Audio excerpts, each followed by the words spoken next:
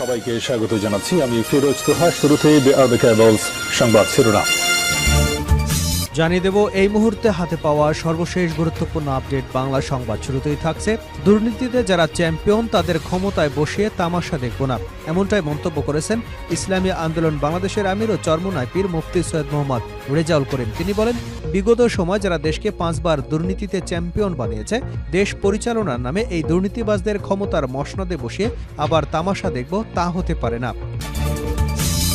এবারে জানাবো, 53 বছরে জাতির মাথার উপর কাঁঠাল ভেঙে খাওয়া হয়েছে।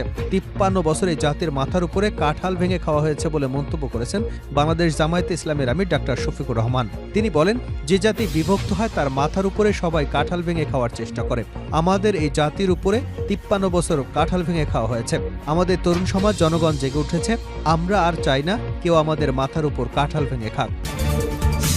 জানাবো, গত 15 বছরে $280 বিলিয়ন পাচার হয়েছে বলে মন্তব্য করেছেন বিএনপির মহাসচিব মির্জা ফখরুল ইসলাম আলমগীর। তিনি বলেন, গত 15 বছরে ফ্যাসিবাদী সরকার এবং দেশের অর্থনীতিকে ধ্বংস করে দিয়েছে। সব সম্পদ লুট করে তারা বিদেশে পাচার করেছে। গত 15 বছরে ফ্যাসিবাদী সরকার প্রায় $280 বিলিয়ন পাচার করেছে। এদিকে সৈয়দ আশরাফের 3 জানাজা নিয়ে বিরক্ত হন শেখ হাসিনা। প্রয়াত সৈয়দ আশরাফের 3টি জানাজা হবে শুনে তৎকালীন আওয়ামী লীগ সভাপতি ও প্রধানমন্ত্রী শেখ হাসিনা বিরক্তি প্রকাশ করেছিলেন বলে দাবি করেছেন সাবেক স্বরাষ্ট্র প্রতিমন্ত্রী তানজিম আহমেদ সোহেলতাস। শুক্রবার 5টা 34 ফেসবুকে নিজের ভেরিফাইড আইডিতে দেওয়া এক পোস্টে এ দাবি করেছেন তিনি। ওই পোস্টে তিনি বলেন, সৈয়দ আশরাফের 3টি জানাজা হবে শুনে তৎকালীন আওয়ামী লীগ সভাপতি এবং প্রাক্তন প্রধানমন্ত্রী শেখ হাসিনা বিরক্তি প্রকাশ করেছিলেন। তিনি সাধারণ সম্পাদককে ধমক দিয়ে বলেছিলেন, এত বড় কি হয়ে গেল যে 3টি জানাজা পড়াতে হবে। এবারে থাকছে, ঢালাওভাবে বরখাস্ত অব্যাহত থাকলে বড় কর্মসূচির হুঁশিয়ারি 25 ক্যাডারের কর্মকর্তাদের। ঢালাওভাবে সাময়িক বরখাস্ত শুরু করা হয়েছে বলে দাবি করেছেন 25 ক্যাডারের কর্মকর্তারা। এটি অব্যাহত থাকলে চাকুরি বিধি মেনে বড় কর্মসূচি ঘোষণা দেওয়া হবে বলে হুঁশিয়ারি দিয়েছেন তারা। এবং সর্বশেষ জানাবো আন্তর্জাতিক সংবাদ, বিশাল সোনার খনি বিক্রি করে দিচ্ছে পাকিস্তান। বেশ কয়েক বছর ধরে অর্থনৈতিক সংকটে ধুঁকছে পরমাণু শক্তিধর দেশ পাকিস্তান। আন্তর্জাতিক মুদ্রা তহবিল সহ বেশ কয়েকটি মিত্র দেশের কাছে আর্থিক সহায়তা নিয়েছে ইসলামাবাদ, কিন্তু তারপরও পাকিস্তানের অর্থনৈতিক সংকট কাটেনি। তবে তাদের হাতে আছে বিরাট এক গুপ্তধন। এই গুপ্তধনই পাকিস্তানকে আশা দেখিয়ে আসছিল। পাকিস্তানের বেলুচিস্তান প্রদেশে অবস্থিত রেকর্ডিক খনি, এই খনিকে বিশ্বের অন্যতম বৃহৎ তামা এবং সোনার খনি হিসেবে গণ্য করা হয়। বলা হয়, এই খনির পরেই পাকিস্তানের বর্তমান অর্থনীতির সংকটের সমাধান হতে পারে। তবে এবার গুরুত্বপূর্ণ এই খনির উল্লেখযোগ্য অংশ ইসলামাবাদ বিক্রি করে দিচ্ছে বলে জানা গেছে। পাকিস্তানি সংবাদ মাধ্যম দ্য এক্সপ্রেস ট্রিবিউন এ খবর দিয়েছে। এতক্ষণ শিরোনাম শুনছিলেন, এবার বিস্তারিত। প্রিয় দর্শক, আপনি যদি এই চ্যানেলে নতুন হয়ে থাকেন, ভিডিওটি দেখতে দেখতে চ্যানেলটি সাবস্ক্রাইব করে আমাদের সঙ্গে থাকুন। আর এই ভিডিও সম্পর্কে আপনি আপনার মূল্যবান মতামতটি কমেন্ট বক্সে জানিয়ে দিন। আর হ্যাঁ প্রিয় দর্শক, জানিয়ে দিন ভিডিওটি কোথা থেকে দেখছেন। দুর্নীতিতে যারা চ্যাম্পিয়ন তাদের ক্ষমতায় বসিয়ে তামাশা দেখব না, দুর্নীতিবাজদের ক্ষমতার মসনদে বসিয়ে আবার তামাশা দেখব না বলে মন্তব্য করেছেন ইসলামী আন্দোলন বাংলাদেশের আমির ও চরমোনাই পীর মুফতি সৈয়দ মোহাম্মদ রেজাউল করিম। তিনি বলেন, বিগত সময় যারা দেশকে 5 বার দুর্নীতিতে চ্যাম্পিয়ন বানিয়েছে, দেশ পরিচালনার নামে এই দুর্নীতিবাজদের ক্ষমতার মসনদে বসিয়ে আবার তামাশা দেখব, তা হতে পারে না।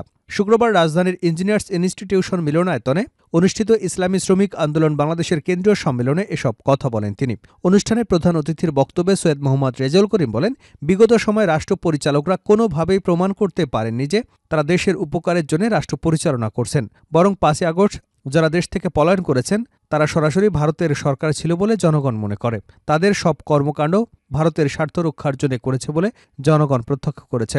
বিগত সরকারের দেশের স্বার্থ রক্ষার চেয়ে ভারতের স্বার্থ বেশি রক্ষায় ব্যস্ত ছিল। তিনি বলেন, 5ই আগস্টের পর বাংলাদেশের যে নতুন পরিস্থিতি সৃষ্টি হয়েছে তার জন্য হাজারের অধিক মানুষ নিহত হয়েছেন, পঙ্গুত্ব বরণ করেছেন বহু মানুষ।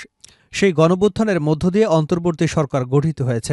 আমরা দেখছি তারা আগোছালোভাবে দেশ পরিচালনা করছে। এই আগোছালোভাবে দেশ পরিচালনার সুযোগ নিয়ে অনেকেই যে রাজনৈতিক দুর্বৃত্তায়ন করছে তা দেশের মানুষ কখনো মেনে নেবে না। এ সময় তিনি ইসলামী শ্রমিক আন্দোলন বাংলাদেশের বিগত সেশনের কমিটি বিলুপ্ত করে 2025-26 সেশনের নতুন কমিটি ঘোষণা করেন। এতে মৌলানা খলিলুর রহমানকে সভাপতি, মৌলানা সিদ্দিকুর রহমানকে, মুফতি মোস্তফা কামালকে সহসভাপতি এবং কে এম বিলাল হোসেনকে সেক্রেটারি জেনারেল করা হয়েছে।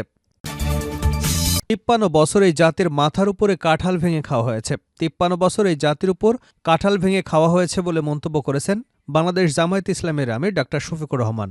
বিকাল 3টার দিকে নাটোর জেলা পরিষদ মিলনায়তনে এক সুধী সমাবেশে এ মন্তব্য করেন তিনি। ডাক্তার শফিকুর রহমান বলেন, যে জাতি বিভক্ত হয় তার মাথার উপরে সবাই কাঁঠাল ভেঙে খাওয়ার চেষ্টা করে। আমাদের এই জাতির উপরে ৫৩ বছর কাঁঠাল ভেঙে খাওয়া হয়েছে। আমাদের তরুণ সমাজ জনগণ জেগে উঠেছে। আমরা আর চাই না কেউ আমাদের মাথার উপর কাঁঠাল ভেঙে খাক। আমাদের জোরালো ঐক্য থাকুক, তাহলে ঘরে বাইরে সব ষড়যন্ত্র ব্যর্থ হবে। যদি ইসলামী রাষ্ট্র কায়েম হয়, এই জাতির বদলাতে ৭ থেকে ১০ বছরের বেশি সময় লাগবে না। ৫৩ বছরের দরকার হবে না, ৭ থেকে ১০ বছরই যথেষ্ট। জাতির উন্নয়নে দক্ষ ও যোগ্য সংসদ সদস্যদের প্রয়োজন উল্লেখ করে জামায়াতের আমির বলেন, বিগত সংসদগুলোতে আমরা দেখেছি কিছু মানুষ যাদের ছেলেমেয়েরা এক পাতা লিখে দিয়ে বলেছে, আব্বা আম্মা তুমি তো বলতে পারবে না কিছু, ওইটা পড়ে শোনাব। তিনি সংসদে দাঁড়িয়ে পড়তেছে, কিন্তু এক পাতা পড়ে তাও লাগে ২০ মিনিট, ৪০টা ভুল করতেছে। অথচ একজন সংসদ সদস্যের দায়িত্ব আইন প্রণয়ন করা। যিনি লিখিত একটা পাতা পড়তে পারেন না, তিনি আমাদের আইন প্রণয়ন করবেন কিভাবে? এভাবে আমরা নাচগানে ভরপুর সংসদ দেখেছি, খিস্তি খেউড়ে সংসদ দেখেছি, সেখানে গানের আসর দেখেছি, নাটক ও হাসি ঠাট্টা দেখেছি। তিনি বলেন, সংসদ মানুষের জীবনমান উন্নয়নের জন্য, সভ্য দেশকে সভ্যতার উচ্চরে শিখরে নিয়ে যাওয়ার জন্য, একটা মর্যাদাশীল জাতি গঠনের জন্য, আইনের শাসন কায়েমের জন্য, সুশাসন উপহার দেবার জন্য। কিন্তু সেগুলো নিয়ে আমাদের সংসদে কথা হয় খুব কম, হয় না বললেই চলে। ১৫ বছরে পাচার হয়েছে $২৮০ বিলিয়ন মির্জা ফখরুল। গত ১৫ বছরে $২৮০ বিলিয়ন পাচার হয়েছে বলে মন্তব্য করেছেন বিএনপির মহাসচিব মির্জা ফখরুল ইসলাম আলমগীর। তিনি বলেন, গত ১৫ বছরে ফ্যাসিবাদী সরকার এদেশের অর্থনীতিকে ধ্বংস করে দিয়েছে। সব সম্পদ লুট করে তারা বিদেশে পাচার করেছে। গত ১৫ বছরে ফ্যাসিবাদী সরকার প্রায় $২৮০ বিলিয়ন পাচার করেছে। দিনাজপুর সরকারি কলেজের অর্থনীতি বিভাগের ৫০ বছর পূর্তি উপলক্ষে সুবর্ণ জয়ন্তী এবং গুণীজন সম্মাননা অনুষ্ঠানে প্রধান অতিথির বক্তব্যে মির্জা ফখরুল ইসলাম এসব কথা বলেন। ফখরুল ইসলাম বলেন, বর্তমান প্রজন্ম গত ৩ মেয়াদে ভোটাধিকার প্রয়োগ করতে পারেনি। এ কেমন গণতন্ত্রের কথা, এ কেমন রাজনীতি, যেখানে ৫ বছরে একবারও ভোটাধিকার প্রয়োগ করতে পারেনি। আক্ষেপ করে বিএনপির মহাসচিব বলেন, আমাদের ব্যর্থতা, আমরা ৫২-৫৩ বছরেও বাংলাদেশকে একটি সুখী, শান্তিময়, প্রেমময়, ভালোবাসাময় একটা দেশ হিসেবে গড়তে পারলাম না। আমরা রাজনীতি নিয়ে সংকীর্ণতায় ভুগি। আমরা নৈতিকতার সর্বনিম্ন পর্যায়ে চলে গেছি। ফখরুল ইসলাম আরও বলেন, গণতান্ত্রিক যুদ্ধ শেষ হলেও আমাদের ঐক্যের যুদ্ধের ব্যর্থতা রয়েছে। সকলকে সংকীর্ণতার ঊর্ধ্বে উঠে একটি সুন্দর, সুখী, সমৃদ্ধ, প্রেমময় বাংলাদেশ বিনির্মাণ করতে হবে। আমরা গণতন্ত্রের কথা বলেও গণতন্ত্রকে চর্চা করি না উল্লেখ করে তিনি বলেন, এখানে পরপর গণতন্ত্রকে হত্যা করবার চেষ্টা করা হয়েছে। গণতান্ত্রিক প্রতিষ্ঠান গড়ে ওঠেনি। রাজনৈতিক দলগুলো পরস্পরের সঙ্গে বিরোধে লিপ্ত হয়েছে।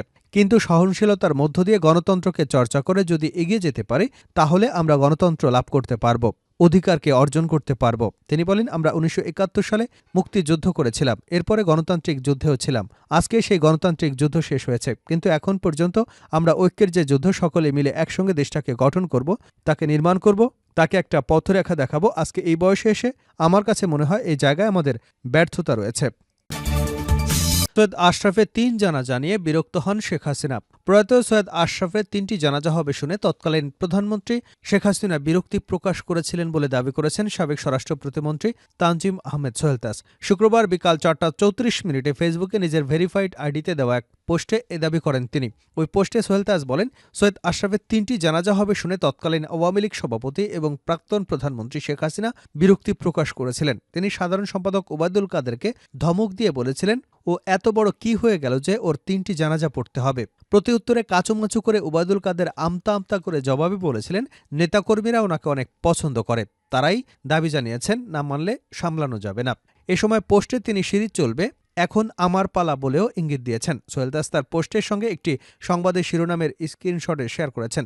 যে সংবাদের শিরোনামটি হল, ২০১৪ সালের পর শেখ হাসিনার সঙ্গে সৈয়দ আশরাফের সম্পর্কের অবনতি ঘটে। তবে সংবাদটি একটি দৈনিকের অনলাইন পোর্টালে পাওয়া যায়। পোস্টের শেষে সোহেলতাজ লিখেছেন, আওয়ামী লীগের ব্রেইন ওয়াশ, নষ্ট পচা নীতি বা আদর্শ বিচ্যুত লুটেরা, খুনি, হত্যা, গুম, নির্যাতনকারীদের সমর্থক সবাইকে বলবো অনতিবিলম্বে আমার এই ফেসবুক পেজটি আনফলো করতে।